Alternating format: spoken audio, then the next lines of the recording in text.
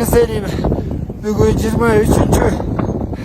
Mayda 8 saat 35 minütü Allah Teala'nın buyruğu verir. Cemal'ın çokusuna, Everest çokusuna çıktım. Kırgız elim, kasiyetli Kırgız elim. Süydüğüm memleketim Kırgızistan'ım. Şu cenişimdi. Sizlerge bağışladım. Sizlerge armağan. Kırgız elim. Derdinizdi unutmaylık. Namazımızı unutmaylık.